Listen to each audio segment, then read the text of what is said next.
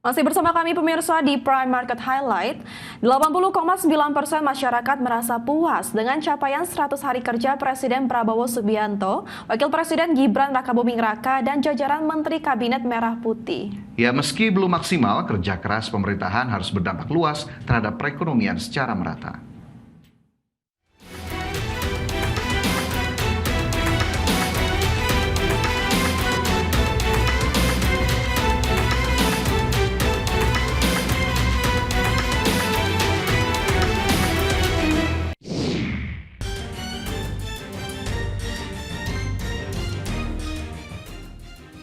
(20 Oktober 2024), Prabowo Subianto resmi dilantik sebagai Presiden Republik Indonesia di Gedung DPR MPR Senayan, Jakarta. Dalam sumpah jabatannya, Prabowo berjanji selama 5 tahun ke depan akan memprioritaskan kemakmuran dan kesejahteraan masyarakat Indonesia secara merata. Untuk mencapai itu, Prabowo menargetkan pertumbuhan ekonomi sebesar 8%. Para tokoh terpilih sebagai jajaran Menteri Kabinet Merah Putih bergerak melaju sesuai dengan peran dan fungsi kementerian dan lembaga negara. Gebrakan di berbagai sektor mulai digeber dan disodorkan sebagai langkah mewujudkan spirit asta cita pemerintahan Merah Putih. Hasilnya, ada yang berjalan sesuai program dan ada pula yang membutuhkan perbaikan dan penyempurnaan. Berdasarkan Litbang Kompas merilis survei kepuasan terhadap 100 hari kinerja pemerintahan Prabowo Subianto Gibran Rakabuming Raka. Dalam survei periodik yang diselenggarakan Litbang Kompas pada 4 hingga 10 Januari 2025, sebanyak 1.000 responden dipilih secara acak dengan tingkat kepercayaan sebesar 95%.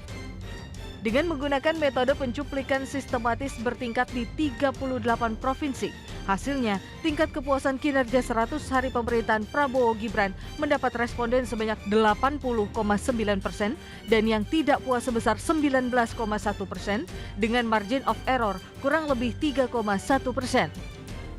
Sementara berdasarkan status sosial ekonomi, tingkat derajat kepuasan terhadap 100 hari kinerja pemerintahan Prabowo tercatat terdiri dari status kalangan bawah sebanyak 84,7% mengaku puas. Sedangkan dari kalangan menengah ke bawah, 81,4% merasa puas dan 18,6% tidak puas. Dari kalangan menengah atas sebanyak 75,3% mengaku puas dan 24,7% tidak puas. Sementara dari klaster kalangan atas 67,9% mengaku puas dan 32,1% merasa tidak puas.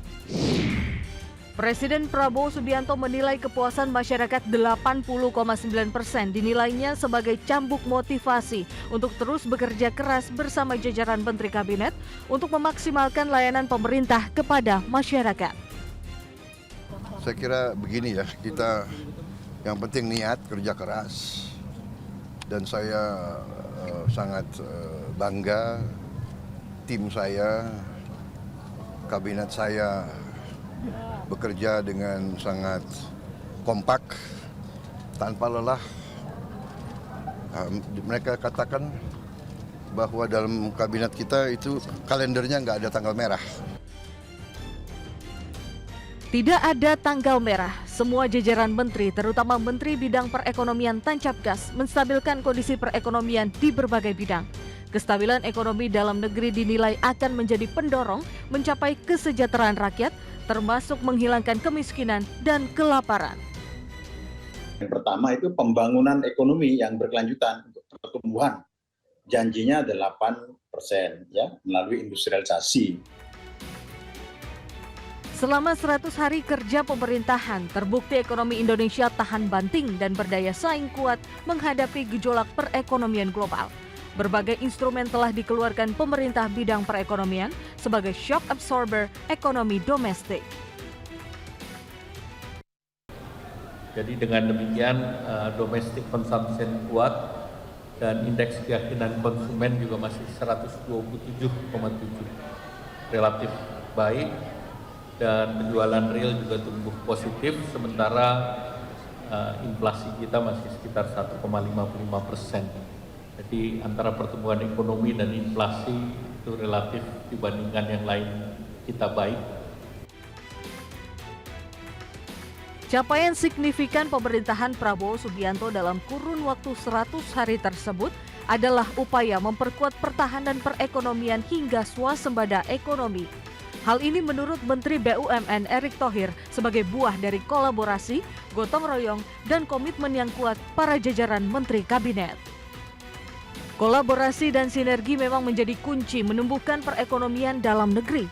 Kalangan pelaku usaha berharap pasca suksesnya 100 hari kerja pemerintahan Presiden Prabowo, upaya memperkuat gotong royong, kolaborasi, serta kemitraan di berbagai bidang terus dimaksimalkan. Upaya ini dinilai dapat mempercepat pembangunan secara merata di berbagai daerah. Jadi kita ingin gotong royong dengan pemerintah membangun perekonomian di tengah segala macam peluang dan tantangan. Di sisi lain, demi mencapai target pertumbuhan ekonomi 8%, pemerintah diminta harus ekstra ketat menjaga keuangan dan perekonomian negara di tengah ketidakpastian perekonomian, di mana pemerintah harus mampu mengatasi potensi risiko yang mengancam ketahanan keuangan negara dan juga fiskal. Agar program pemerintah dilaksanakan sesuai dengan kemampuan keuangan negara, memiliki mitigasi risiko, dan memenuhi prinsip-prinsip tata kelola keuangan negara yang baik. Kerja keras perlu dilakukan pemerintah, tantangan ke depan semakin berat. Terlebih lagi gejolak ekonomi global kembali memuncak pasca Donald Trump dilantik sebagai Presiden Amerika Serikat yang langsung memberlakukan geoekonomi, tarif impor, serta kebijakan geopolitik yang menekan negara-negara dengan ekonomi berkembang. Kita akan melakukan pembangunan transformasi ini sungguh-sungguh, dan kita akan bekerja dengan sangat cepat, kita akan bekerja dengan sangat luar biasa. Jadi saya berterima kasih dengan semua pembantu saya. Sekarang terjadi suatu kesadaran kita harus kerjasama, kita harus menjadi satu tim, yaitu tim Merah Putih, tim Indonesia.